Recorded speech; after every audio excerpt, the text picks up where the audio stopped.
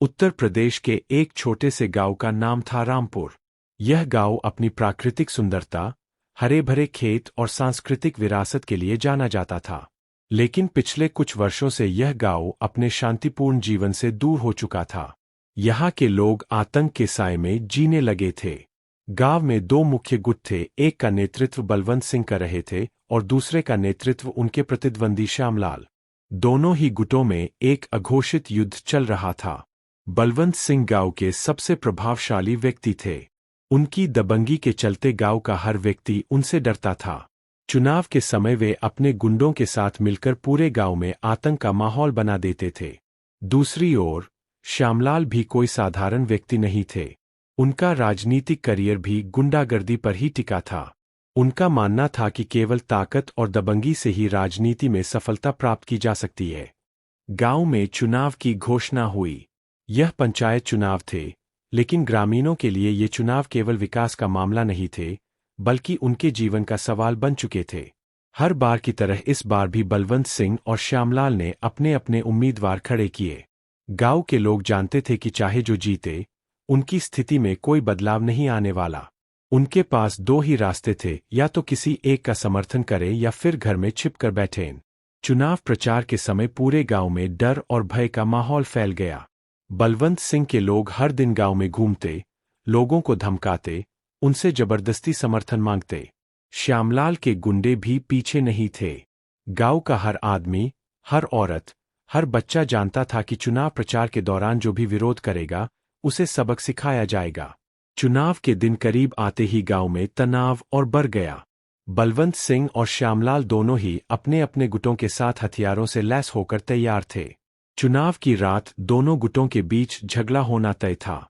एक रात गांव के बाहर एक चाय की दुकान पर दोनों गुटों के लोग आमने सामने आ गए। तकरार शुरू हुई और बात मारपीट तक पहुंच गई। गांव के सरपंच, जो खुद बलवंत सिंह के समर्थक थे, ने स्थिति को संभालने की कोशिश की, लेकिन वे नाकाम रहे। पुलिस को बुलाया गया, लेकिन पुलिस भी गांव के इन गुंडों से मिली हुई थी। कोई भी कार्रवाई नहीं हुई और पूरा गांव जानता था कि चुनाव के दिन क्या होने वाला है। चुनाव का दिन आया। गांव के स्कूल को मतदान केंद्र बनाया गया। लोग डरते डरते घर से निकले।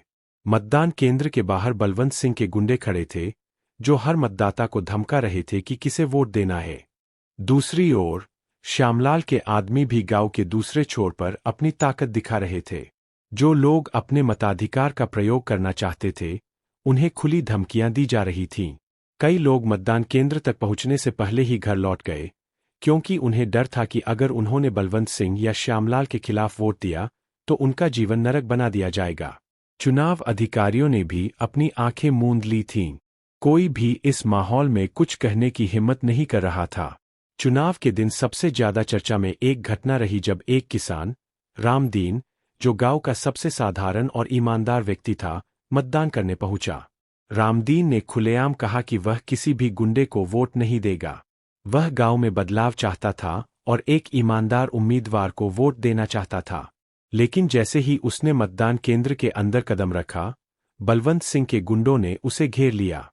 उन्होंने उसे धमकाया और कहा कि अगर उसने उनकी बात नहीं मानी, तो उसके परिवार को इसकी सजा भुगतनी पड़ेगी।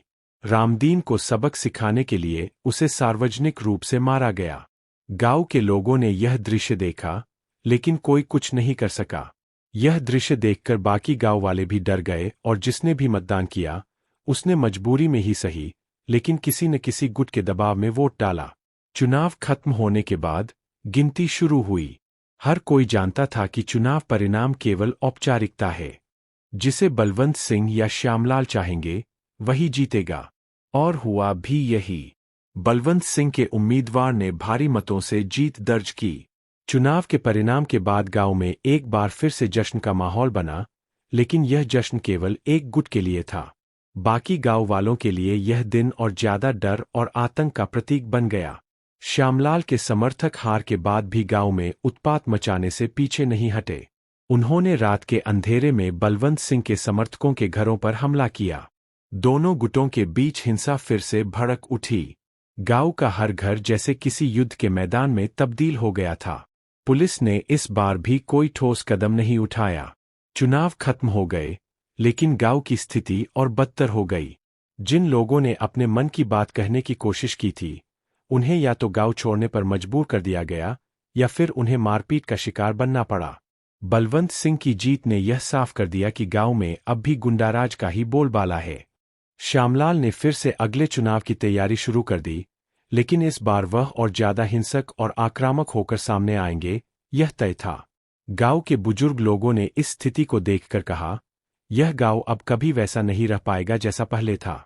यहां अब इंसानियत नहीं, केवल ताकत का राज है। रामपुर जैसे कई गांव में चुनाव अब लोकतंत्र की पहचान नहीं रहे। यहां चुनाव का मतलब है गुंडों का राज, डर और आतंक का माहौल, और सबसे बड़ा सवाल यह है कि इस स्थिति से बाहर कैसे निकला जाए। गांव वालों के पास कोई ठोस विकल्प नहीं बचता, क्योंकि उनकी आवाज को दबाने के लिए हर संभव प्रयास किया जाता है। तो दोस्तों, अगर आपको हमारी कहानी पसंद आई हो तो वीडियो को लाइक करें और चैनल को सब्सक्राइब करें।